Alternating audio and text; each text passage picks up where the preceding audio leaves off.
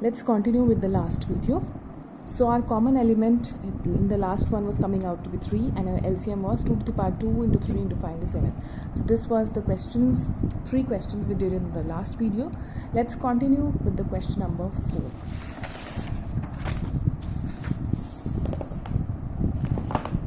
So the question number 4 says that given the HCF 306 and 657 is equal to 9, you have to find the LCM of these numbers. Okay? So you have to find this. So you remember the formula. We know that HCF into LCM is equal to A into B. This is the formula. And here your A is equal to 306, two numbers are this, B is equal to 657, right? So your HCF is actually 9 if you apply. So applying the formula,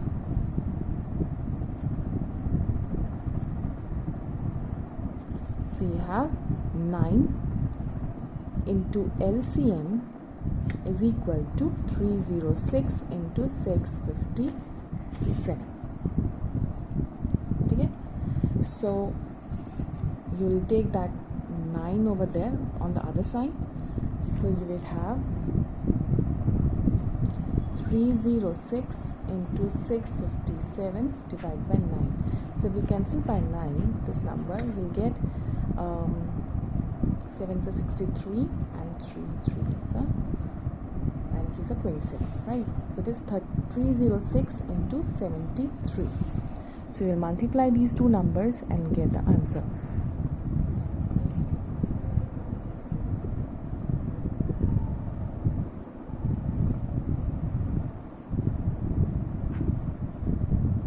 So this is 22338. So this is the answer.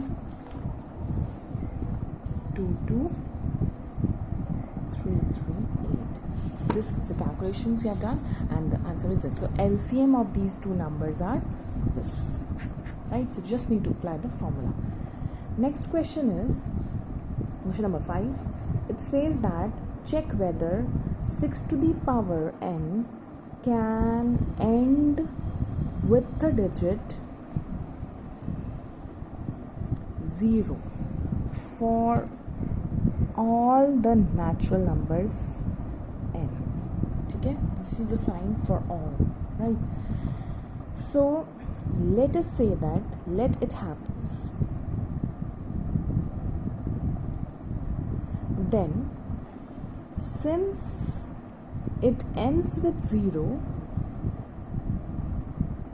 therefore it must be a multiple of 10. So factors of 10 is equal to 2 into 5. But 6 to the power n, the factorization, if you do factorization of 6 to the power n is equal to 2 into 3 to the power n. So you can see that in the factorization of 6 to the power n, you do not get a factor 5 over here. You get the factor 2, but you do not get the factor 5. So it does not have a factor 5. Therefore it cannot, if you don't have both the factors 2 and 5, you cannot get a 10. So if it cannot get a 10, you cannot end a number with 0, right? So therefore it cannot end with 0. So therefore it's a contradiction. Therefore 6 to the power n cannot end with the digit 0, right? Next question number 6. It says that explain why 7 into 11 into 13 plus 13 is a composite number. So you can see there are two numbers. So if you take out 13 common, you have 7 into 11 plus 1, right? So if you multiply this, it is 13 into 77 plus 1. So it is 13 into 78. So you have, if you break this 78 as well, so you can see that it can be written in the form of product of prime numbers,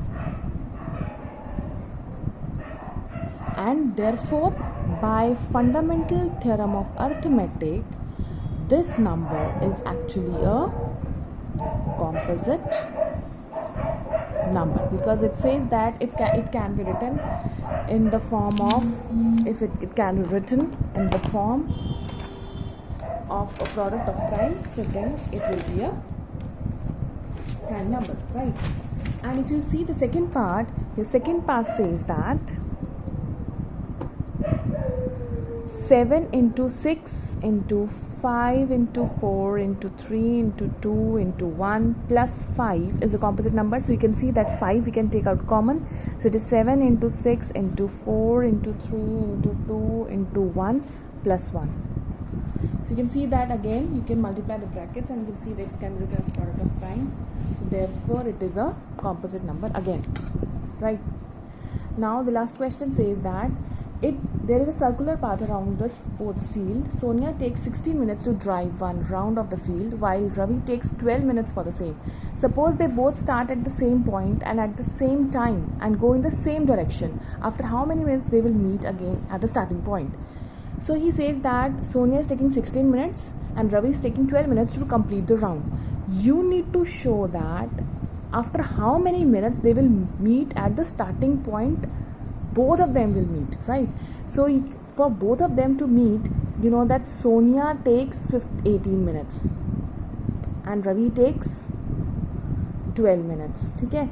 So if you need both of them to coincide, you need to find the LCM, least common multiple, right? So least common multiple of these two will be 18 and 12. So it is by 9, 6, then by 3 will do. It is 3 and 2, again 3 and 2. So it will be 2 into 2 to the power 2 into 3 to the power 2, that is 4 into 9, that is 36. So 36, after 36 minutes they both will meet at the same point, same starting point. So whenever you have to find the coincident number, means that both of them should coincide, so you always have to find the LCM. Just remember whether they both need to coincide at a point or not, right? So this was our exercise 1.2. Next we are going to do about the irrational numbers in the next exercise. So keep watching, keep liking and keep subscribing for more videos and more 10th class solutions. Thank you.